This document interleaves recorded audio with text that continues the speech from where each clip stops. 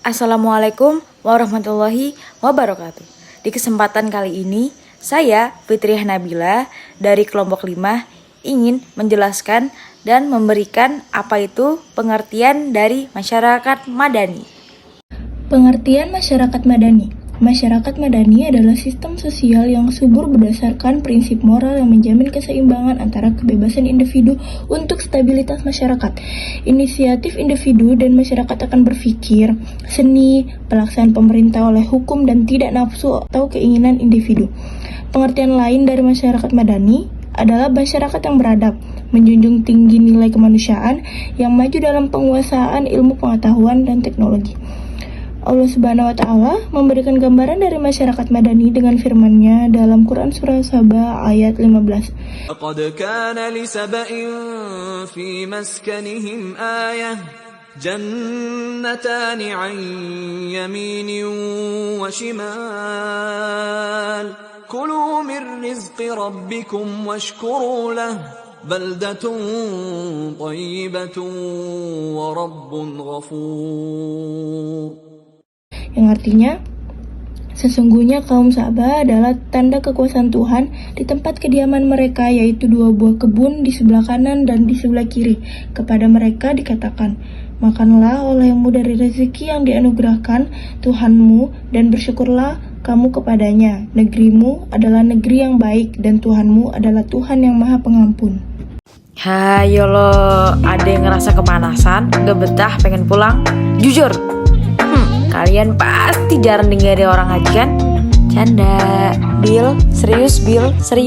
Oke. Itu dia pengertian singkat dari masyarakat madani. Semoga teman-teman di rumah dan teman-teman yang ada di sini bisa memahaminya dengan baik. Syukuran lakun Reva Ayu Kartika. Jazakumullah khairan katsiran ya Rep. Oke, baik. Sekarang kita lanjut ke karakteristik dari masyarakat madani. Wilayah publik yang bebas. Wilayah publik yang bebas adalah ruang publik yang bebas sebagai sarana mengemukakan pendapat. Di ruang publik, semua warga negara memiliki posisi dan hak yang sama untuk melakukan transaksi sosial atau politik tanpa merasa terancam. Semua warga negara memiliki akses penuh dalam kegiatan yang bersifat publik. Hilangnya wilayah publik yang bebas membuat negara dapat mengontrol warga negara dalam menyalurkan pandangan sosial politiknya. Demokrasi.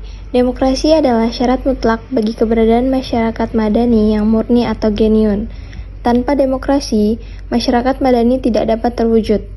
Kembali kepada hakikat demokrasi, di mana tatanan sosial politik bersumber dari rakyat, oleh rakyat, dan untuk rakyat. Toleransi adalah sikap saling menghargai dan menghormati perbedaan. Toleransi menghasilkan adanya tata cara pergaulan yang menyenangkan antara berbagai kelompok yang berbeda. Toleransi bukan menjadi tuntutan sosial masyarakat saja, tetapi menjadi bagian penting dalam pelaksanaan ajaran moral, menciptakan kehidupan yang berkualitas dan beradab. Masyarakat madani menghajatkan sikap toleransi, yaitu kesediaan individu menerima beragam perbedaan pandangan. Kemajemukan atau pluralisme tidak hanya mengakui keberagaman sosial saja, tetapi harus disertai dengan sikap tulus menerima perbedaan sebagai sesuatu yang alamiah dan bernilai positif bagi kehidupan masyarakat. Pluralisme memiliki satu ikatan tak terbantahkan dengan semboyan bangsa Bhinneka Tunggal Ika. Pluralisme menjadi keharusan bagi kemakmuran rakyat melalui mekanisme pengawasan dan pengimbangan atau check and balance. Kemajemukan harus dijaga dalam rangka menguatkan masyarakat madani untuk selalu bisa menyelesaikan masalah publik secara damai dan demokratis. Keadilan sosial. Keadilan sosial adalah keseimbangan dan pembagian yang proporsional atas hak dan kewajiban setiap warga negara. Keadilan sosial mencakup seluruh aspek kehidupan, yaitu ekonomi, politik, pengetahuan, dan kesempatan. Dalam tatanan pemerintahan yang demokratis, komponen masyarakat madani harus memperoleh peran yang utama. Berdasarkan prinsip demokrasi bahwa kekuasaan berada di tangan rakyat, demikian juga peran sektor swasta guna menjaga keseimbangan kekuasaan dalam tata pemerintahan. Keseimbangan komponen negara, masyarakat, dan swasta merupakan kunci terlaksananya demokrasi dan terciptanya masyarakat madani yang utuh. Nah, itu dia penjelasan karakteristik dari masyarakat madani. Oke, selanjutnya kita akan membahas peran utama Islam dalam mewujudkan masyarakat madani. Simak dan jangan sampai ngantuk ya. Peran umat Islam dalam mewujudkan masyarakat madani dalam menghadapi perkembangan dan perubahan zaman. Maka umat Islam harus berperan aktif dalam mewujudkan masyarakat madani. Kamu adalah umat yang terbaik yang dilahirkan untuk manusia, menyuruh kepada yang ma'ruf dan mencegah dari yang munkar, dan beriman kepada Allah. Sekiranya ahli kitab beriman, tentulah itu lebih baik bagi mereka. Di antara mereka ada yang beriman dan kebanyakan mereka adalah orang-orang yang fasik. Quran Surat Ali Imran ayat 110. Oleh karena itu, maka umat Islam harus mewujudkan perannya dalam mewujudkan masyarakat madaniyah itu. Antara lain, 1. Melakukan pembenahan ke dalam tubuh umat Islam untuk menghapus kemiskinan. 2. Menciptakan keadilan sosial dan demokrasi. 3. Merangsang tumbuhnya para intelektual. 4. Mewujudkan tata sosial politik yang demokratis dan sistem ekonomi yang adil.